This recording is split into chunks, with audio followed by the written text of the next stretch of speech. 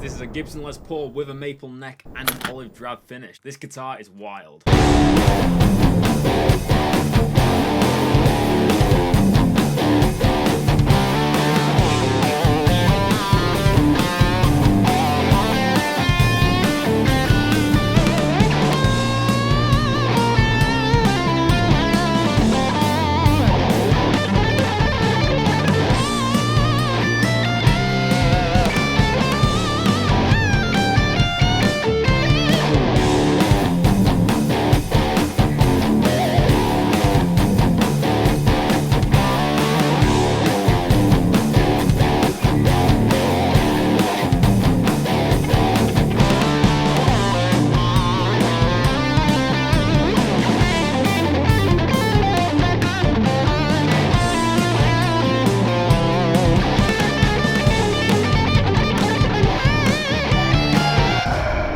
Hey guitarists, welcome back to Squealing Pig Guitars, the home of luxury shred machines here in Nottingham, England. Thank you so much for tuning in today's video, and make sure to hit that subscribe button if you like our content. Today we have a guitar built by the Gibson Made to Measure program, and this was designed by the Music Zoo over in the USA. The Music Zoo are well known for specking out some of the craziest Gibson designs. For example, the one pickup 59 Les Paul, the Les Paul Jr. Rhythm, and the Gibson Select 57 Floyd Rose Les Paul Jr. So it's safe to say that this guitar has got some pretty wild specs. Like most modern Les Paul customs, we have a fully mahogany body with the 7-ply white and black binding. You can see here the beautiful olive drab finish goes all over the guitar, and I really dig this finish. I love a green guitar. Now this is the most unorthodox spec, a fully maple neck. As you can see from the back here, we have 3 pieces of maple that make up this guitar, a bit like a Zach Wild model, but this is actually lacquered, so it has a really nice kind of nitro feel to it. And then the fretboard is actually unfinished, so it's a bit like a Fender or a PRS. I find the strings really glide nicely across this fretboard as it doesn't have any lacquer on it. We have the mother of pearl inlays, which look really unique with this maple fingerboard behind it. You don't normally see this on a Gibson ever. And then we have the black headstock veneer with the split diamond inlay, and we have 5-ply binding on that headstock. If I turn this around, you can see you have the little Gibson custom decal, the serial number. This guitar also has the awesome Gibson custom medallion, as this is from 2017. The bonus of getting a guitar that's from 2017, obviously with a maple neck, is that you will miss out the rich light fingerboards. So let's talk about the electronics and hardware on this beautiful guitar. We have a set of the 490R 498T humbuckers with a freeway switch and 2 volumes and 2 tones with the black speed knobs. You can see here all the plastics are black, so you have the pickup rings that are black alongside the actual pick guard. We also have a gold accent with all the hardware being gold, so we have a screw here and obviously the little attachment here. In terms of hardware, we have a Nashville style studded bridge and stop tailpiece, and we have the Grover Keystone tuners, which I think are really good for customs. They stay in tune a lot better than the Clues ones, in my opinion. In terms of condition, this guitar has definitely been used and loved. There's a few kind of surface scratches, just very, very slight swirl marks on the top. You have nothing on the back though, and the maple neck is in sublime condition. It doesn't even look like it's been played. You can see here that it is an authentic Gibson because we do have a little bit of where that inlay's come out and cracked the lacquer slightly. That's always a good tell to see if it's an actual Gibson or not, is that you should see a little bit of lacquer checking around the inlay after a couple of years of the guitar being about. So this guitar is 7 years old, so obviously we'd expect a little bit of lacquer checking depending on the environment. In terms of playability, this guitar plays amazingly. We set this up before the demo with a set of 10s, put a bit of fast fret on it. We also adjusted the truss rod just to make sure that the playability was perfect, so it doesn't buzz at all across the neck, and we have perfect resonation on this guitar. That's enough talking about this guitar. Let's hear it now in the tone demo. Today's demo, I'm going to be using the Kemper profile rack. I'm using that straight into my PreSonus interface, going straight into my MacBook Pro, which is running GarageBand. So let's hear it.